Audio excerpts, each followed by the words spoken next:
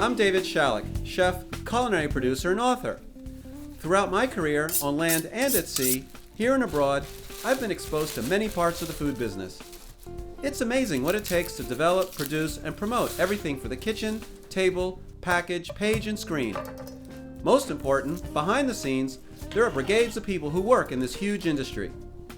With this in mind, very early tomorrow morning, I'm going down to one of the piers in San Francisco to cook for some of the unsung heroes of the business. These folks work through the night, and I want to show a little appreciation for what they do. There isn't a kitchen where I'm going, so I'll cook on a portable setup that can be used just about anywhere.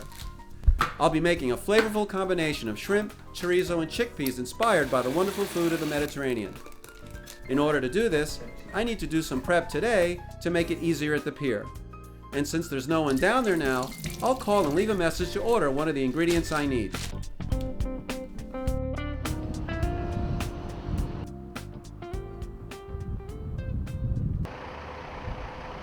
It's 5 o'clock in the morning and the pier is full of activity. Along the corridor of this century-old edifice are homes to a handful of the Bay Area's best fish and seafood wholesalers. Hey Tom and Paul, how you doing? It's David Shalleck. I'd like to place a small order for Thursday morning if I could. I just need about 3 pounds of 1620 beautiful fresh shrimp, peeled and deveined. Maybe if you could, a little bit of a butterfly on them. It's for a food shoot, so everything should look bright and clean and wonderful. And that'd be great. If you need to reach me, you have my number, give me a call. If not, I'll see you tomorrow. Thanks.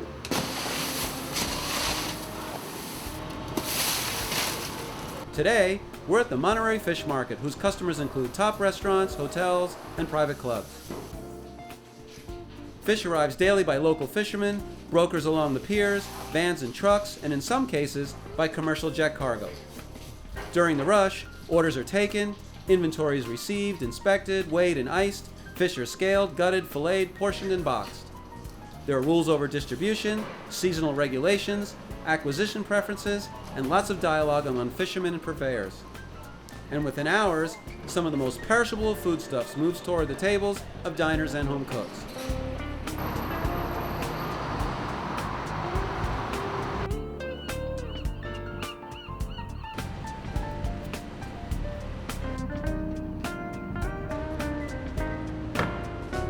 You may be wondering why I'm bringing a paella pan when I'm going to be cooking chickpeas. Actually, this is a total paella setup. I have the pan, the burner which has concentric rings for heat, a portable stand, and my propane. I actually love cooking on these things. It's a festive way to cook and certainly a great presentation. So I'm just going to light the 2 inside circles of the burner because they match beautifully with the size of the paella pan. And what that's going to do is give nice even heat throughout the whole cooking surface. I like to start my oil and garlic at the same time. This has been refrigerated and it has sat there to make a nice perfumed oil overnight. I'm also going to start this with some onion. And by doing it this way, as the oil heats up, it's going to pick up a lot of the aromatic that comes out of the onions and the garlic. That's very nice. And you can see already how there's even heat throughout the whole surface. So I'm going to cook these onions until they're clear and translucent, about 10 to 12 minutes. This is actually the start of the sofrito method in Italian and Spanish cooking. I'm just using garlic and onion today, but you could certainly have shallots, leeks, celery, carrots, herbs. In some cases you could use pancetta, prosciutto, pieces of sausage. And what you're doing is creating a very flavorful and aromatic base. The water cooks out of the vegetables, the flavors stay intact.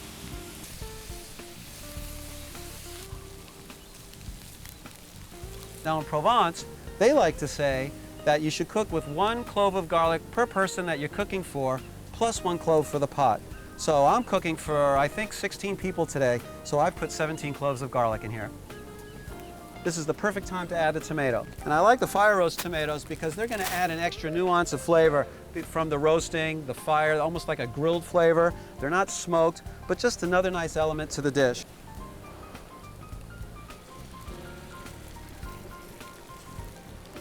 Beautiful. This is nice. Now you can see how this is thicking up. I'm leaving a nice channel as I pull the paddle through the tomato. A great indicator of getting to the consistency that I'm after. And the noise that the pan is making is quite different than it was before. It's a little louder, a little more vigorous. It's telling me that it's time for the next step. And so now, chickpeas.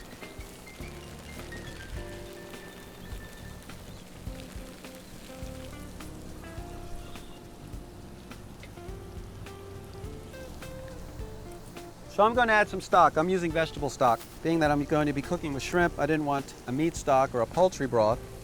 And just enough to cover the top surface of the chickpeas.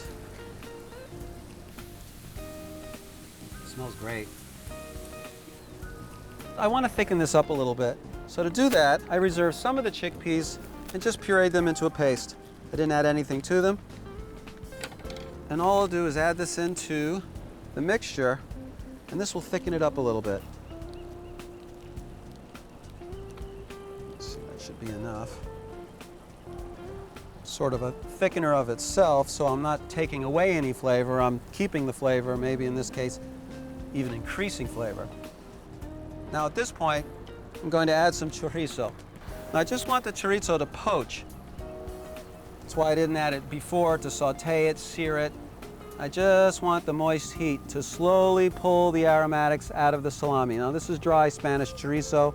This is the sweet one, the dulce one. Now by adding it all over the surface, it makes it a little easier that all I have to do is punch it down rather than stirring up the whole stew. I want to spice this up a little bit, so I'm using some pepper flakes.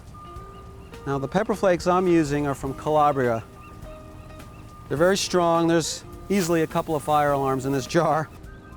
So I'm going to be conservative with it for now and see how this heat starts to bloom inside of the sauce. This is a really interesting oregano. This is actually from Calabria as well. And what you do is you grab it and just pinch it between your fingers, and it's almost like having freshly grated oregano. And the wonderful thing about oregano, it's probably one of the best herbs when it's dried. Now I'm going to season with a little salt. This is a French sea salt.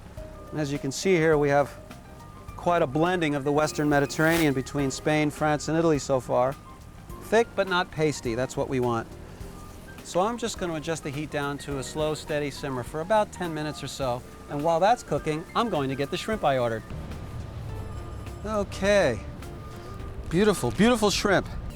Now what I ordered was shrimp peeled and deveined, which means the shell's been peeled, the vein's been taken out, and I asked for just a slight butterfly. So what they did was they just sliced a little thick on the inside here, so when it cooks it's going to open up a little bit and create the effect of a butterfly. These are really, really lovely. These are actually what's called 1620 shrimp. The 1620 signifies that it's 16 to 20 pieces per pound. So I'm going to give them a little seasoning.